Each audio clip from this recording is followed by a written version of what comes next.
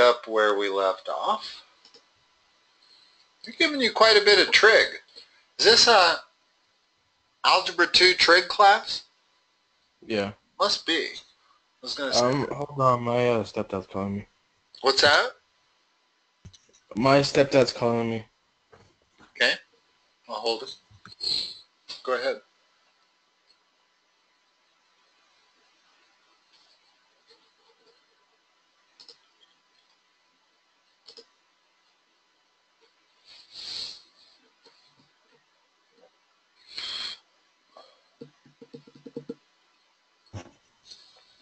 Okay, we're good. Okay. I tell you what, let's do on each one of these. Let's do all the radians first, because the method I've taught you for converting radians to degrees is pretty cool and pretty easy. What's 7 pi over 6 equal to? Like degree-wise? You're converting anything that's in radians to degrees. Then we're going to convert the degrees to radians. But I want to do all the radians first, just because there's a real easy way to do these. What's pi over 6 equal to? 30. So what's 7 pi over 6? 210.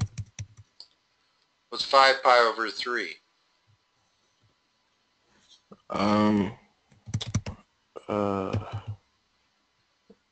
Pi over 3 is 45, right? No. Remember, the 3 and the degree has to multiply to 180. So pi over 3 has got to be 60. Okay. Oh yeah. 5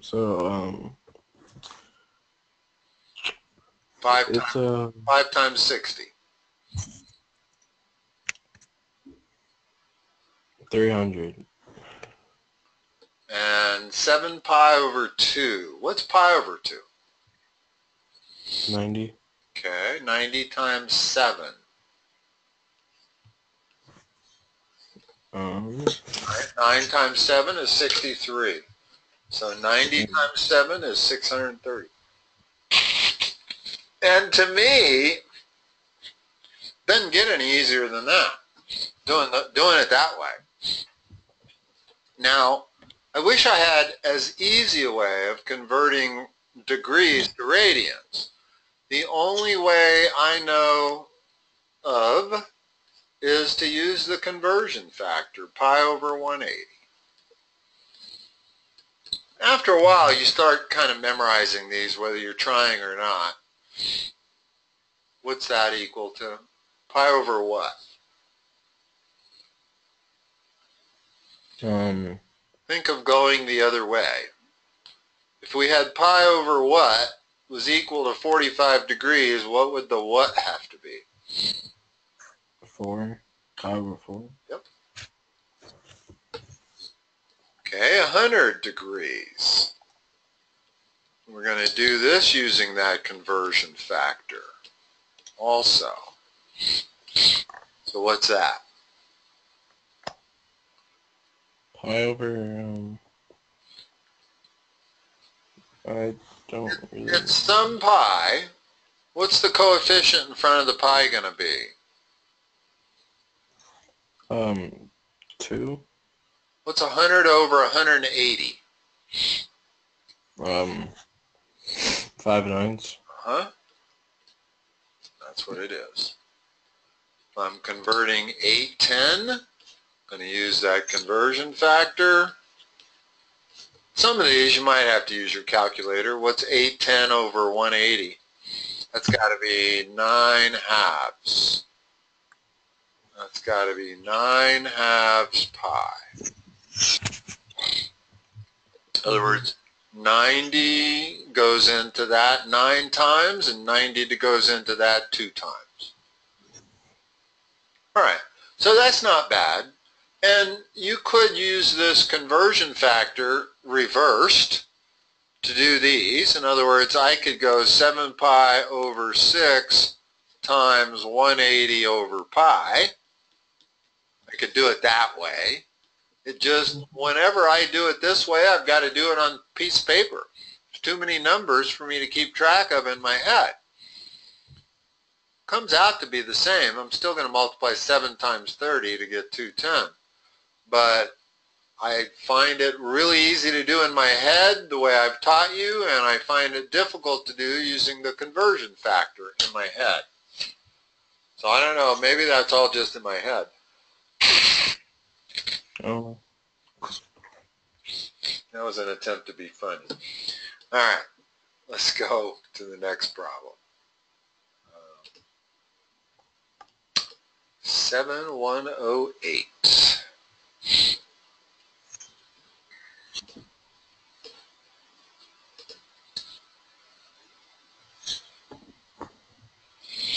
Okay. I like this integrated math. It's not all just trig and not all just algebra.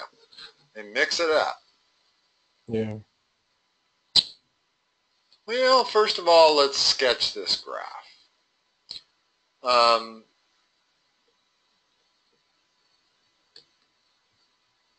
What's the parent function here?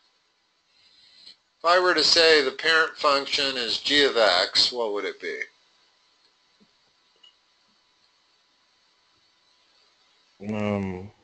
Take away all the extras that you see. What are you left with?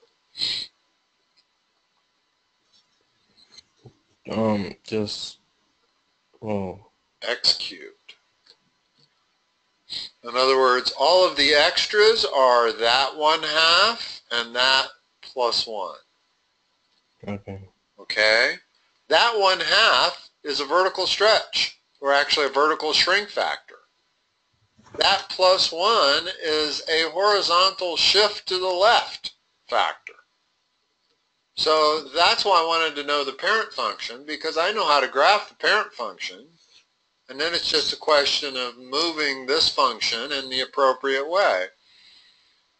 Well, this is what x cubed looks like, going through the origin. Mm-hmm. What's the effect of it doesn't matter which order we do these in. What's the effect of, well, let's do the plus 1 first. What's that do? Moves it over to the left one. By 1, so I take this point, move it to there, draw the same curve, trying to draw it as parallel as I can. And let me erase the parent. Don't need the parent anymore. And now let's apply the 1/2 shrink factor. What's that make it look like? It makes like the lines come more together. Flattens out a little bit. And the way you can tell is, okay, on the original curve, that point right there is how far away from the x-axis. It's f of x far away, or it's g of x far away. But on my new curve, it's got to be half that distance. So it's going to be right there.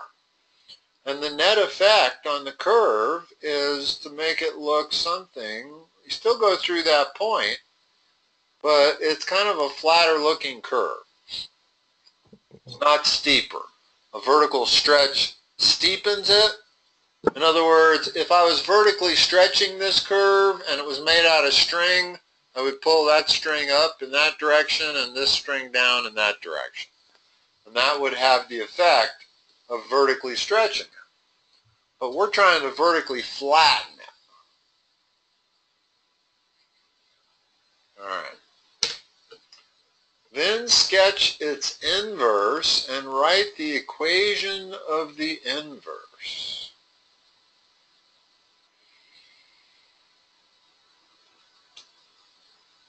Well, how am I going to sketch its inverse?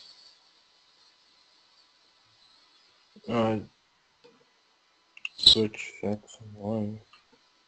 Well, all inverses, no matter what the function is, are reflections over this line. That line being y equal x. So what I have to do is take that red curve and reflect it over that green line. Well, what's that going to look like? Something like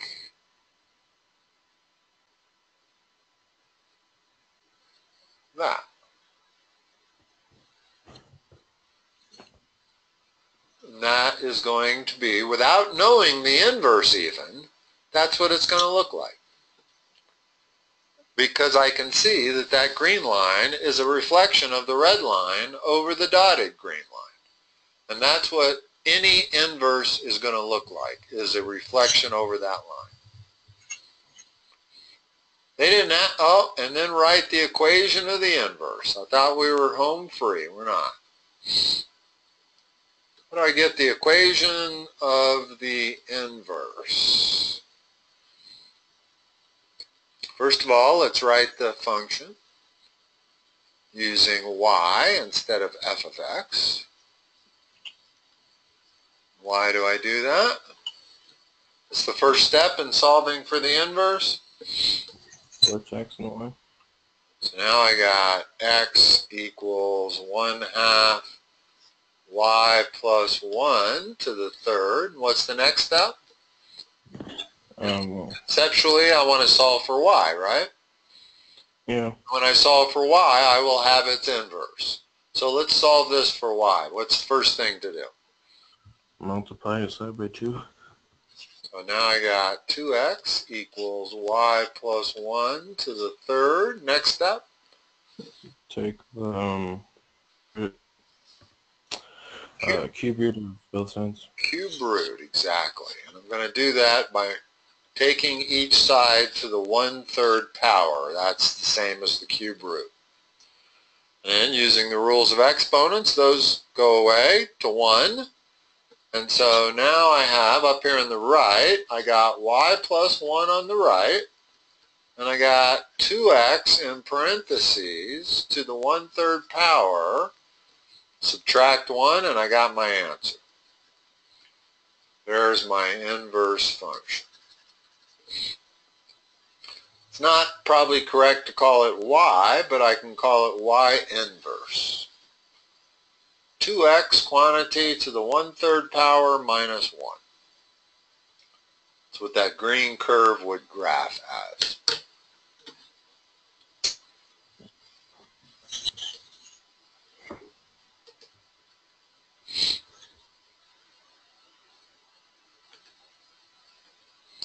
It looks like we're on to 7.21. You have to do every one of these? Not usually, no. But I mean, are you supposed to, or? No. Not necessarily everyone. Well, these are actually pretty good questions. I'm kind of impressed with this CPM homework. I like the way it's set up. Yeah, I do. So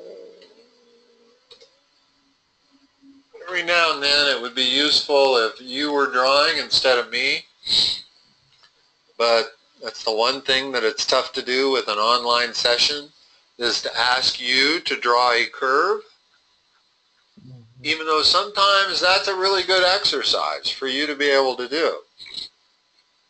I don't suppose you have anything on your computer that is a drawing tool. No. And I mean, so many of the newer computers let you draw with your fingernail on the screen, and that's all you would need.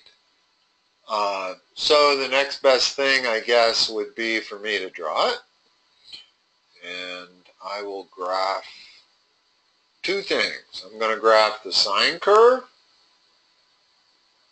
And now I'm going to graph the sine curve shifted up by 1 unit.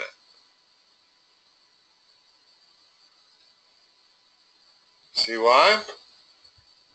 Yeah. That's all it is, a vertical shift. Doesn't change anything, it just takes this horizontal line of symmetry and moves it up 1 unit to there. Then I draw the same exact sine curve through that new horizontal line of symmetry.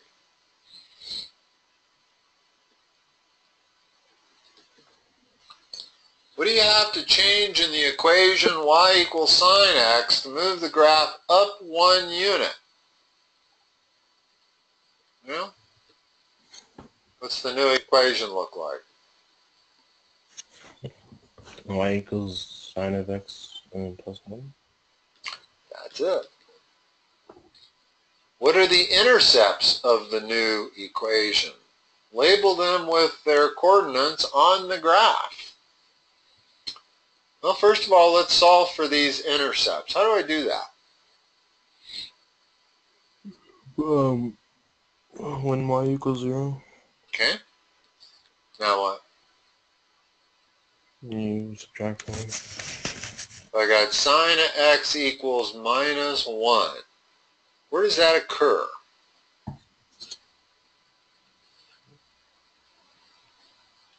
I don't know.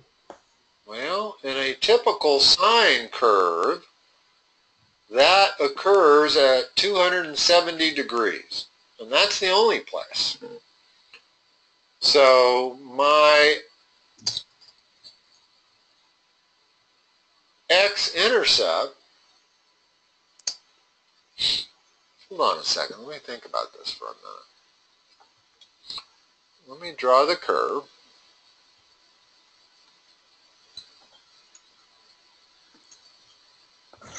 Yeah, that's where the x-intercept is. This is at 270 degrees.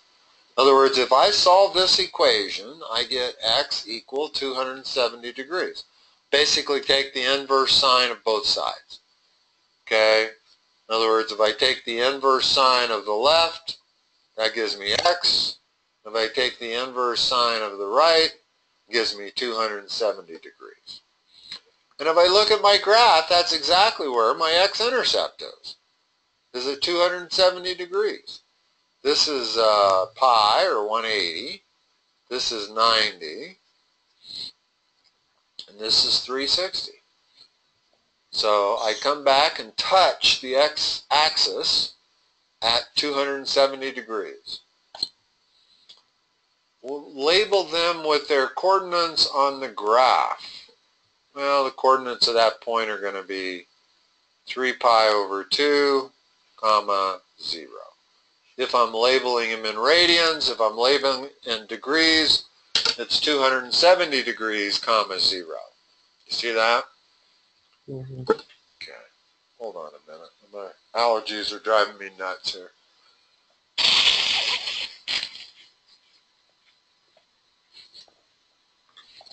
Number 4. When we listed intercepts in the previous part, did we list more than one x-intercept? And my answer is no. Should I have? The answer is actually yes, I should have. In other words, I only drew one period of the sine curve. If I draw more than one period, it does this. And it has an x-intercept every 360 degrees. So I've got one at 270, I got one at 630, I got one at 990. Each of those is an x-intercept. I got another one over here at minus 90.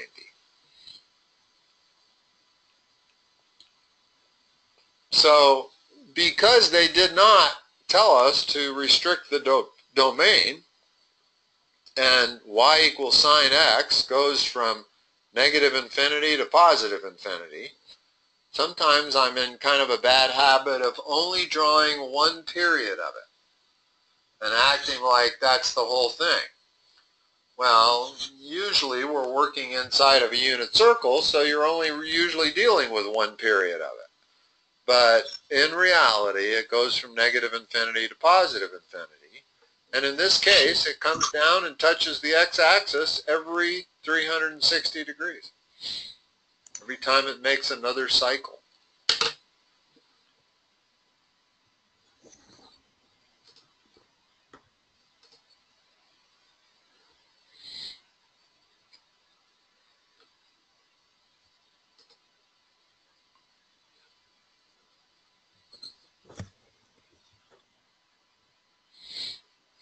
Okay, you see how that, in other words, if I draw the regular sine curve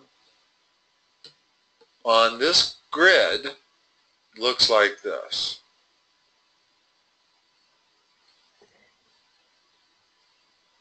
Now, can you see how what they have on here is that exact same curve, only shifted left by how much? Pi. Yeah. In other words, this point right here, which is the same as this point over here, is pi units to the left. So it's proper to say, if I wanted to write the equation of this, first of all, the equation of the black line is that, but the red line is a horizontal shift. Well, what do horizontal shifts look like? X plus pi. Now it also happens to be a phase shift to the right by pi. In other words, I could have said x minus pi just as easily. Notice why it's also a phase shift to the right? Yeah. Well, maybe not by pi precisely. I'd have to look at that a little bit more. Yeah, no, it's the phase shift. Well, it's a phase shift to the left of that amount, so it's by pi. And we'll just stick with that for now. How many units to the left was it shifted? Pi. Figure out how to change the equation so the graph of the new equation will look like the one in part A.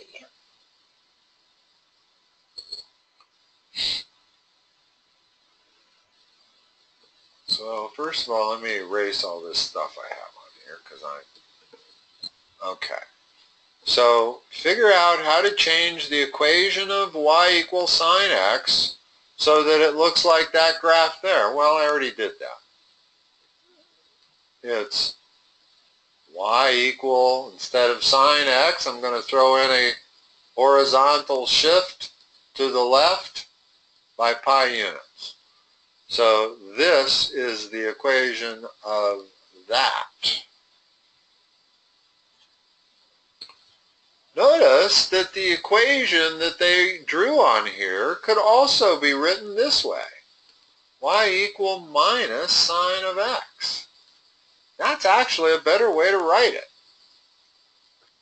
In other words, notice what I've got here. If I reflect their curve over the x-axis, looks like this, does it not? Yeah. It's exactly sine.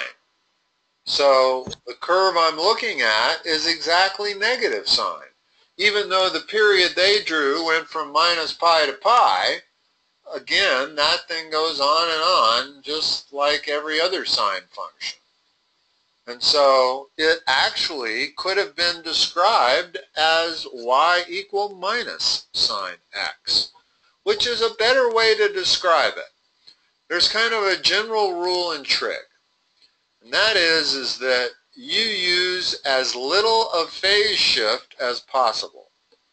Well, when I write it like that, I'm using a phase shift of pi, which is a pretty big phase shift. When I write it like this, I'm using a zero phase shift. Is all I'm doing is using a minus sign in front of the function because it's a vertical reflection over the x-axis.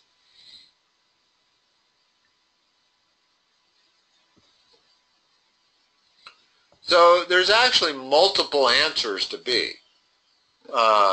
There's minus sine x, there's sine of x plus pi, there's a bunch more. There's literally an infinite number of ways to write any sinusoid function.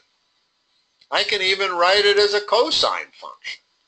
Notice how I'm going to write it as a cosine function. There's my function. Well, I know cosine does this. Cosine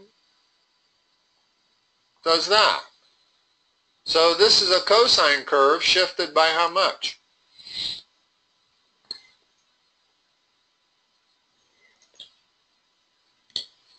It's this distance from there to there. That's how much it's been shifted by. Okay. What is that distance? 1/2 pi. Pi over 2. So this curve, I could also say, is a cosine curve with a phase shift of pi over 2, which is better than writing it as a sine curve with a phase shift of pi. So we're really better off writing it as a cosine curve. But the best way of all to write it is minus sine curve, no phase shift at all. All right, let's go to the next one.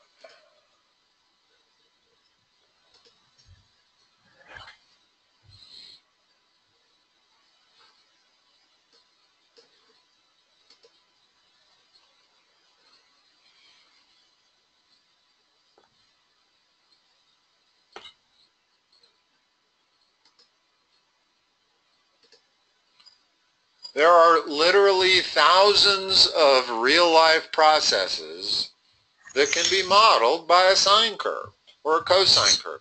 They're called sinusoidal functions, but that doesn't mean they have to be sine. They can be cosine or sine, okay?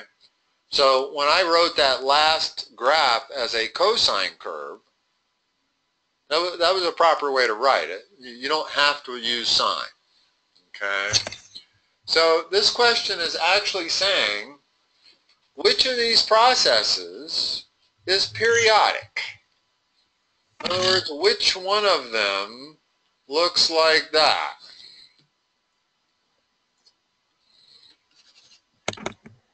Sine wave. Number of students in each year's graduating class. Well, I would say for typical, that's going to be increasing every year, right? If that's the number of students and that's each year, most schools, the number of students is going to increase every year. You're going to have a straight line. It's not going to be a sinusoid function, for sure. It's not periodic. Your hunger level throughout the day. Well, let's say it starts out, wake up at 6 a.m., it starts out at 0. You're not hungry. But by 8 a.m., if you're like me, by 8 a.m., I'm kind of hungry. If this is the hunger level, I'm going to call that 1. I'm pretty hungry. 6 a.m., I'm not very hungry, but at 8 a.m., I am. Now, after I eat breakfast, I'm not hungry anymore. But then lunch comes around and I get hungry. And then after I eat lunch, I'm not hungry anymore. And then dinner comes around and I'm hungry. Well, if I connect all of those things, it looks very sinusoidal. That's a sinusoidal function. It's a sinusoid curve that's been shifted up by some number of units, but it's still sinusoidal in nature. Your hunger level is periodic. And when you satisfy it, it goes down until time passes and then it goes back up again. About the tides.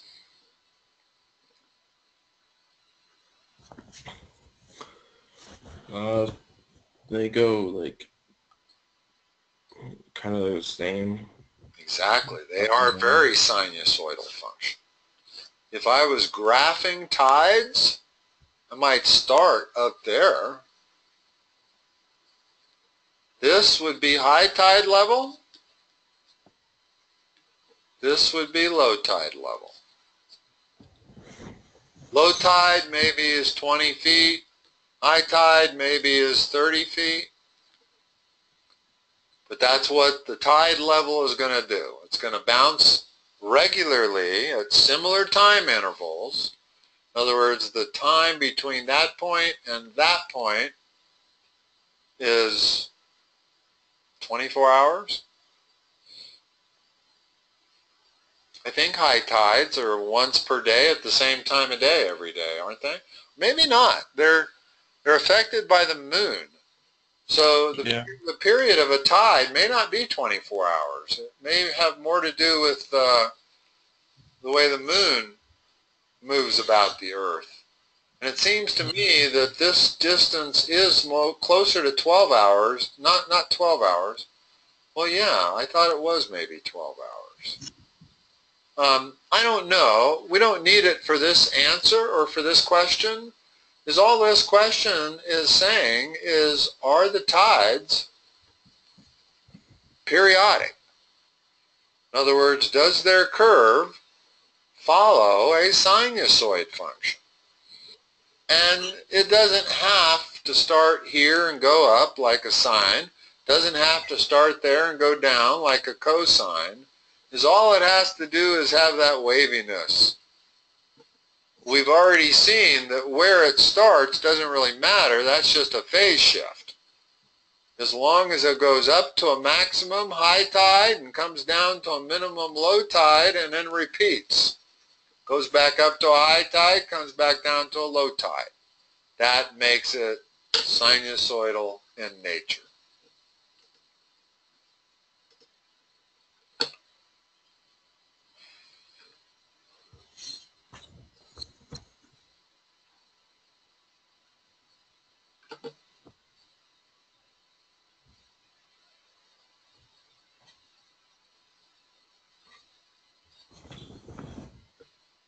All right. I prefer Ferris wheel problems, but let's just talk about a Ferris wheel for a moment before we talk about this ride. Why does a Ferris wheel follow sinusoid? Well, notice a Ferris wheel. If I said, what is the height of a person on the Ferris wheel at any point in time? Well, let's say they get on right there. Let's say there's the stairways and there's a platform right there, and the person gets on the Ferris wheel right there. The Ferris wheel goes around like that. Well, what's the first thing that happens when the person gets on? He goes up, he goes from the middle height of the Ferris wheel to the peak, right? Yeah. Then he goes down to the middle, then he goes down to the lowest point, and then he comes back to the middle. Well, what is that? That's exactly what that does. I get on in the middle, I travel up to my peak height, come back down, go through the mid-level point, go down to my lowest point, and come back to my starting point. So this Ferris wheel, the way I've set it up right here, could be modeled exactly like that. And the period of the Ferris wheel is the amount of time it takes to make one revolution. Let's say it goes around every 10 seconds. That period is 10 seconds. That's what I'm going to label that right there. 10 seconds, that makes that 5 seconds. That makes that 2.5 seconds. Well, that means it takes 2.5 seconds to get to the highest point on the Ferris wheel. 5 seconds to get to that point. 7.5 seconds to get to the lowest point. And 10 seconds to get back to where you started. So a Ferris wheel is an excellent example of where you would use a sinusoid function. Now, let's not leave the Ferris wheel for a moment and merely change where the person gets on. Let's say instead of the stairs being there, they're right here. In other words, the person's going to get on right there. The stairs are going to go down like this. So he's going to get on right there. Well, now he's getting on at the low point, traveling all the way up to the high point, turning around, going back to the low point. Well, that's kind of like a cosine function. Notice the cosine gets in at the high point, goes all the way to the low point, and then comes back to the high point. So what kind of function is this? What would fit this perfectly? Cosine. Negative cosine. Oh. Notice that negative cosine is going to be a reflection of my positive cosine. So negative cosine is going to look like that. Well, with negative cosine, I get on at the low point, I make a continuous journey up to the high point, and then I turn around and come back down to my low point. That's exactly what this Ferris wheel rider is doing. It's getting on at the low point, going up, turning around, coming back down. That's the red curve. That is y equal minus cosine x. If you were to get on that Ferris wheel over here, well, now you got a phase shift. You're not getting on at a clean point. I'm not getting on down there. I'm not getting on right there, all of which I would not need a phase shift. I could handle it by using either sine, cosine, negative cosine, or negative sine. But if I get on in the middle somewhere like that, say there's stairs to there, well, now this amount is the phase shift. All right, let's look at this problem here. As soon as it erases all my ink, there we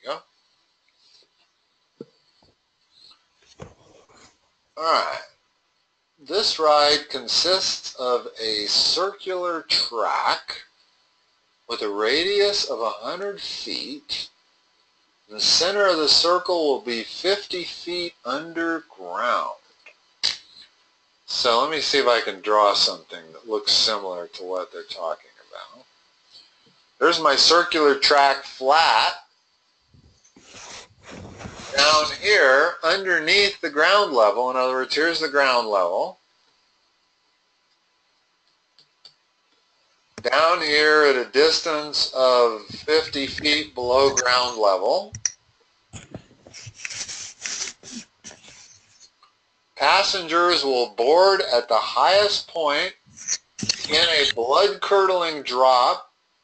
So they'll board at the highest point, drop down to the lowest point, and probably come back up because they got to get off the ride. What function does that? Sine. Oh, that's not sine. Sine starts in the middle, goes up, and then comes down to the low and comes back to the middle. What function starts at the high point and comes to a low point and comes back to the high point? Cosine. And in fact, the graph, my graph that I've drawn there, looks quite a bit like a cosine curve. Starts there, goes down, comes back up. So undoubtedly I could probably model this ride using cosine curve, no reflection, no negative sign, no phase shift.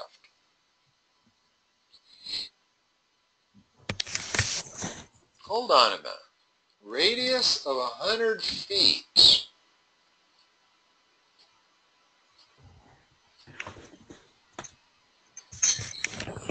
Wondering if I haven't drawn this wrong. Doesn't really matter. You don't have to turn this in, right? No. Not sure my picture is accurate. For one thing, my picture did not depend on the radius of that circle. It had nothing to do with it. So I'm thinking maybe the ride is like this. And then you have a blood-curdling drop like that. So you start at the high point, you come down to the low point, and then you come back.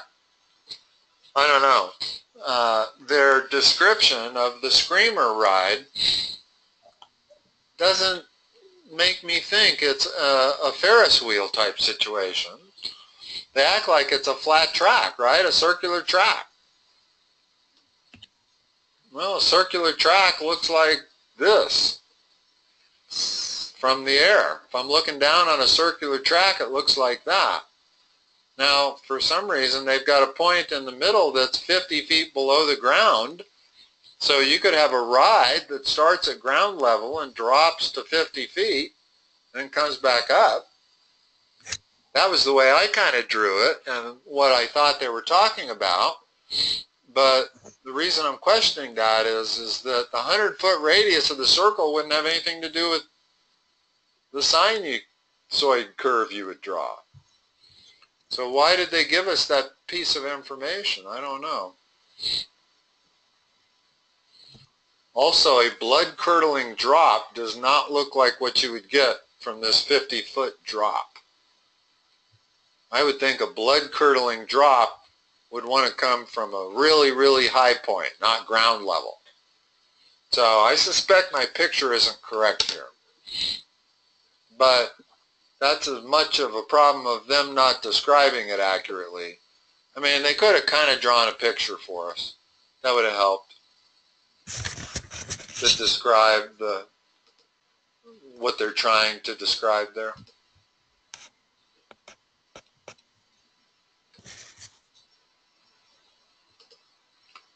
Moving right along.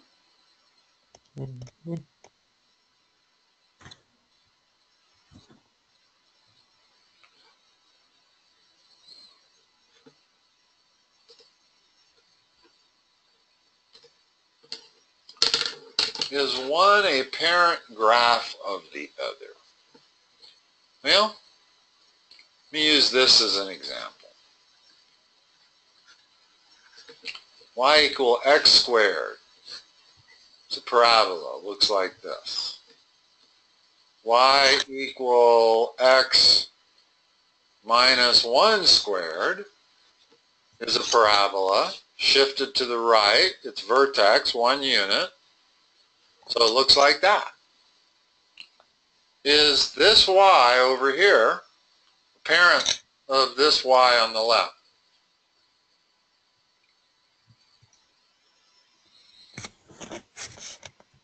I don't. It is. Yeah. Yeah, it's the parent function. This function on the left was merely shifted to the right by 1 unit. So if we do a horizontal shift, it does not mean that it changes anything about the relationship between the parent function and the transformed function. In other words, that's what we're looking at. In this function that I've drawn here, the only difference in these two functions is the one on the left has been shifted to the right by 1 unit. So the moral of the story is that a horizontal shift does not change the fact that that's still the parent function of that. Now let's look at sine and cosine. If I graph sine, it's that. If I want to graph cosine shifted, I could start it right there. See why? Yeah. That's pi over 2. In other words, the cosine curve is the same as the sine curve shifted. I could say that the cosine of, if this is x, x minus pi over 2 is the same curve as the sine of x. And that's a true statement. I can write this black curve either as the red curve, phase shifted, as a cosine curve, starting right there at pi over 2, or I can write it as a sine curve, starting at the origin. So yes, sine curve is a parent curve of cosine, and you'd be correct to say that cosine is a parent curve of sine. The only thing that is different between the two curves is a horizontal shift. That's the key.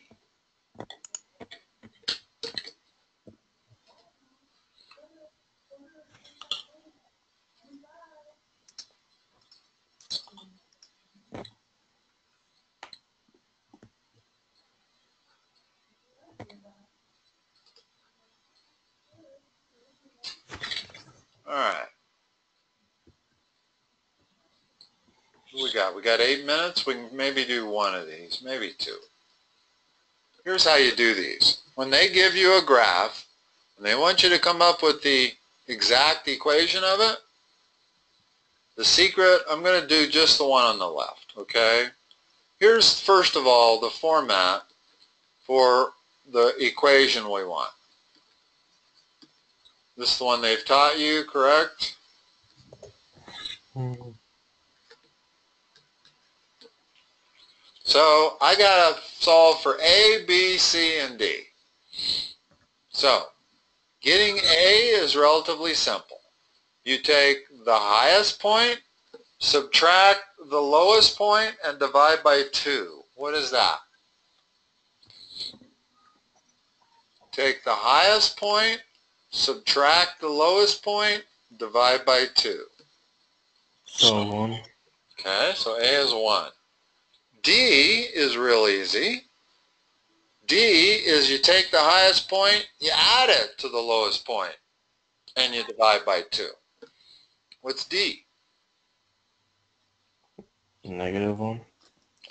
Take 3, add it to 1, that's 4. Divide by 2, you get 2. So D is 2. Notice also the new line of symmetry, horizontal line of symmetry is y equal 2. That's no accident. That's because D is equal to 2. Okay? Now, the next easiest thing to figure out is B. B is equal to the period over 2 pi. You just have to memorize that. Well, what's the period? How can we figure out what the period is here? Guess where any of the dots are. Well, you know, I could go from that dot to that dot is one period. I could go from the peak to the peak.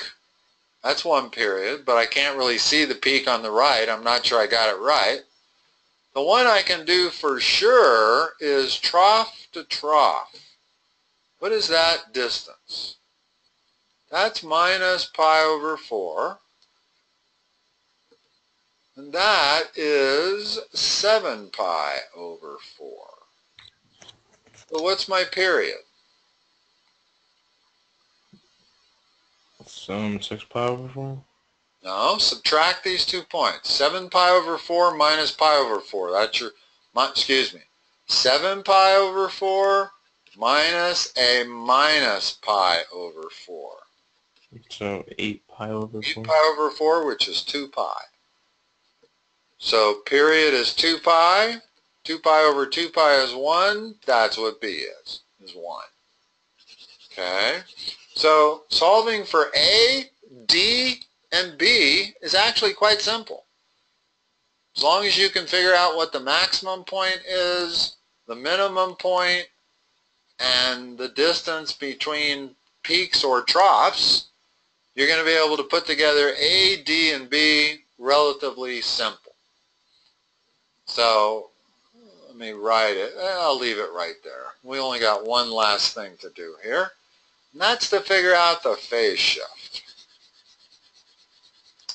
Well, in order to figure out the phase shift, I got to figure out which curve I'm going to use. And I got 4 choices. I can use sine, I can use negative sine, I can use cosine, or I can use negative cosine. The one I want to use is the one that's closest to the y-axis. Well, let's look at sine. If I'm using sine, that's the starting point for sine, right? Where it's the middle heading up, that's the way sine starts. What's the phase shift for that? If I'm going to use sine, what's the phase shift? I would say y equal, let's just do the phase shift. It's not complicated with all these others. What is it? First of all, it's to the right. So C is going to be a positive number being subtracted from X. It's this distance right here, isn't it? Mm-hmm. What is that distance?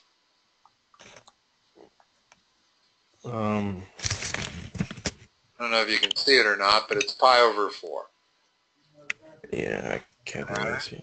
So that is just any sine curve that's been shifted by pi over 4. So to write it with the a and all of that, I would write it a is 1. So it's sine, but b is also 1. So this gives me the curve that we've been looking at. I still got to do the vertical shift of 2. So that would be one way to write it. Okay? Is that the best way to write it? Well, it depends on whether any of these other three possibilities gives me a smaller phase shift. Well, if I look at minus sine, that starts right there. Minus sine, that's a huge phase shift. Don't want to use that. Let's look at cosine. Cosine starts right there. You see what I'm doing? Mm-hmm. That's a big phase shift, bigger than our pi over 4. I don't want to use that. How about minus cosine? Minus cosine starts right there, and it has the same phase shift, pi over 4. It's just in the other direction. So I could write the function minus cosine of x plus pi over 4 plus 2. So either of these are correct. Both of them have the same phase shift, the same amount of phase shift. Either of them would be correct to use. I suppose I would go with that because it doesn't have a minus sign in front. So I would say y equals sine of x minus pi over 4 plus 2. But that's the way you solve all of these. You solve for a first, then d, then b, and then you handle the phase shift. The phase shift being the toughest part to handle. All right, Nicholas. I like this trig. I may have to use this for students that expect me to come up with a curriculum. I like the way they do it in this CPO or the CCA2 textbook. Nicholas, I'll talk to you next time. Okay. Bye-bye.